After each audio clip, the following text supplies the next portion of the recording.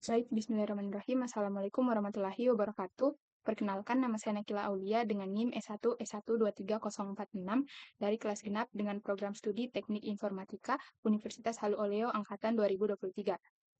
Nah, jadi pada video kali ini saya akan menjelaskan sedikit materi terkait jaringan dan juga pemrograman jaringan serta studi case-nya untuk memenuhi tugas mata kuliah pemrograman jaringan. Nah, sebelum itu perlu kita ketahui apa itu sebenarnya pemrograman jaringan. Jadi, pemrograman jaringan merupakan sebuah cabang dari ilmu komputer yang berfokus pada pembuatan program atau aplikasi yang dapat berkomunikasi melalui jaringan komputer, baik dalam skala lokal atau LAN maupun global seperti internet. Nah, inti dari pemrograman jaringan ini adalah untuk memanfaatkan protokol komunikasi seperti TCP atau IP dan juga UDP agar perangkat dapat saling bertukar data secara efisien serta juga aman. Dalam praktiknya, pemrograman jaringan memungkinkan kita sebagai pengguna untuk membuat berbagai layanan seperti aplikasi web, layanan email, aplikasi chatting, hingga sistem klien server yang lebih kompleks. Kemudian melalui konsep soket, port, dan juga protokol, pemrograman jaringan menyediakan sarana untuk menghubungkan aplikasi dengan infrastruktur jaringan. Jadi dengan demikian, pemrograman jaringan ini tidak hanya penting untuk pengembangan aplikasi sehari-hari, tetapi juga menjadi dasar dalam membangun teknologi seperti cloud computing, Internet of Things atau IoT, serta layanan berbasis real-time lainnya. Selanjutnya yaitu NAT atau Network Address Translation. Nah, jadi Network Address Translation ini merupakan teknik dalam jaringan komputer yang digunakan untuk mengubah alamat IP private menjadi alamat IP public, sehingga perangkat dalam jaringan lokal itu dapat terhubung ke jaringan luar seperti internet. Sementara NAT static itu merupakan sebuah jenis NAT di mana suatu alamat IP private ditetapkan secara permanen ke satu alamat IP publik. Jadi artinya hubungan antara IP private dan publik ini bersifat tetap, sehingga biasanya digunakan untuk server atau perangkat yang harus selalu bisa diakses dari luar, misalnya seperti web server atau mail server. Sementara itu, ada juga NAT dinamis. NAT dinamis itu bekerja dengan cara memetakan alamat IP private ke alamat IP publik dari sebuah pool atau kumpulan dari alamat IP publik yang tersedia.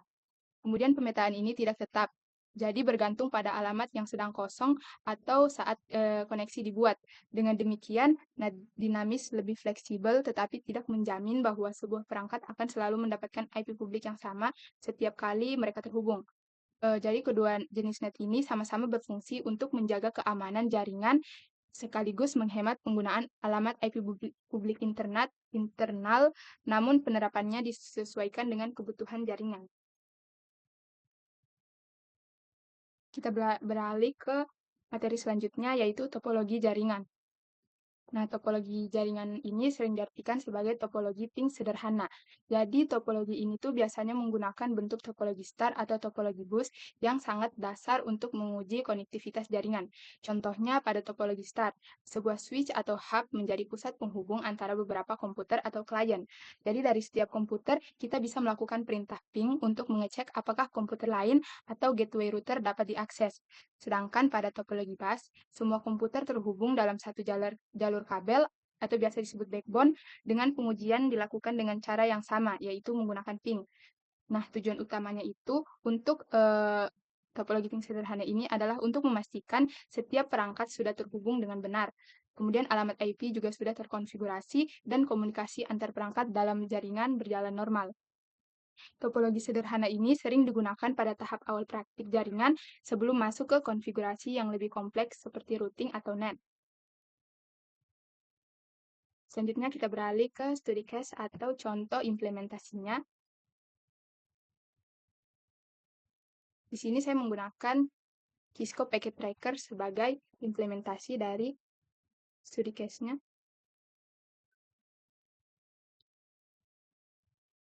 Nah, pertama yang dilakukan adalah terdapat dua PC client server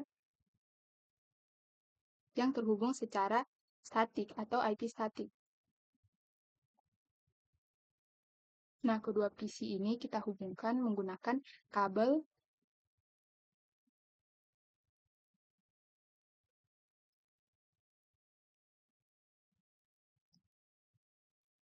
menggunakan flash Ethernet. Setelah itu,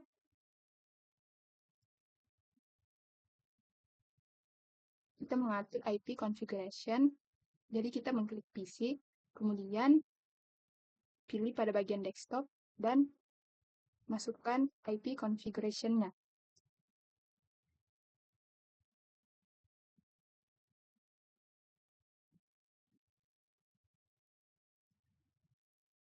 Anggap saja di sini kita mengisi alamat IP address 192.168.100.1. Nah, subnet masknya akan otomatis muncul, yaitu 255.255.2550. Kemudian kita konfigurasikan.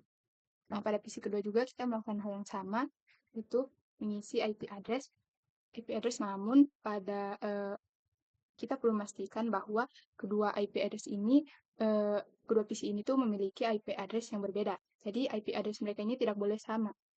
192.168.1.2. 192.168.1. Nah, selanjutnya yang kita akan coba lakukan untuk mengetahui apakah kedua PC yang NAT statis ini telah terhubung atau belum, kita bisa mengeceknya dengan melakukan running. Pada bagian desktop, kemudian kita pilih command prompt untuk merunning, yaitu ketik ping, kemudian masukkan IP address dari PC penghubung 192.168.100.1. Enter. Nah, bisa dilihat, jadi hasilnya itu yaitu reply from 192.168.00.101. Ping status for 192. Di sini juga ada gambaran minimum 3 menit, maksimum 6 ms, dan rata-rata 4 ms. Nah, bisa dilihat pada loss-nya itu yaitu 0%, berarti jaringan ini sukses terhubung. Jadi pada NAT static itu IP address untuk user atau klien itu bisa diisi secara manual. Berbeda dengan NAT dinamik di mana IP untuk user atau klien itu bisa diisi secara otomatis. Untuk membuat NAT dinamik, kita memerlukan server, kemudian juga switch,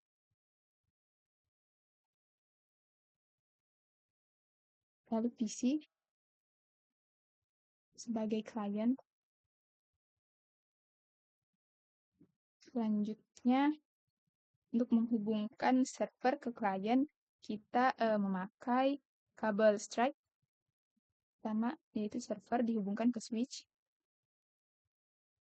Kemudian switch dihubungkan ke masing-masing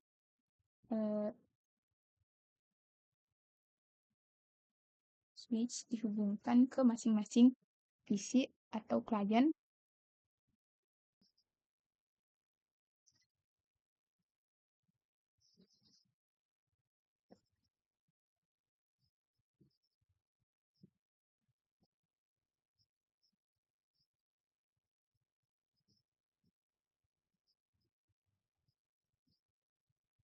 Nah, seperti ini. Selanjutnya pada masing-masing PC, konfigurasinya itu kita rubah menjadi DHCP.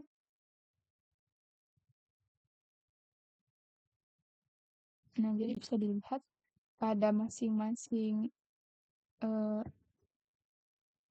PC ini nantinya akan memunculkan DHCP sendiri, IP address sendiri, tanpa perlu men-settingnya lagi. Jadi IP address pada klien itu nantinya akan muncul secara otomatis, sehingga kita tidak perlu mengatur IP untuk klien untuk dapat terhubung ke server.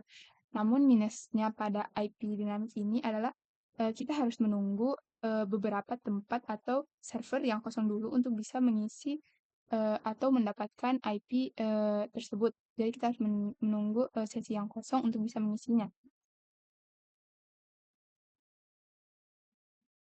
Kita akan coba ping ke sini 169.254.3232. 169.254.3232.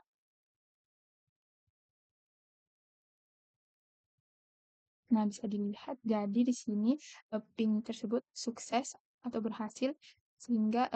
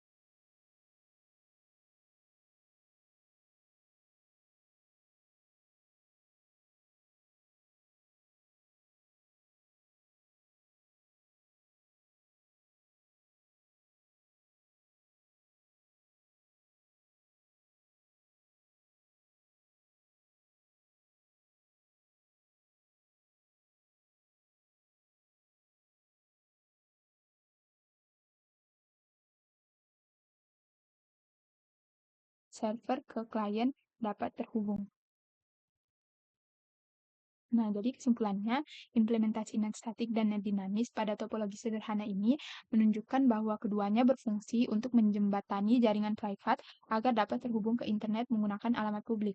Kemudian net static juga memberikan antara alamat privat dan publik sehingga cocok untuk server yang harus diakses dari luar. Sedangkan untuk net dinamis, dia lebih fleksibel karena memanfaatkan kumpulan alamat publik yang tersedia, tetapi juga tidak menjamin satu host selalu menggunakan alamat publik yang sama. Nah, dari studi kasus ping klien lokal ke internet, terbukti bahwa NET mampu membuat komunikasi jaringan berjalan lancar sekaligus menghemat penggunaan alamat IPv4. Baik, saya kira demikian yang bisa saya jelaskan pada materi pemrograman jaringan kali ini. Lebih dan kurangnya mohon dimaafkan. Wabillahi taufiq wal hidayah. Wassalamualaikum warahmatullahi wabarakatuh.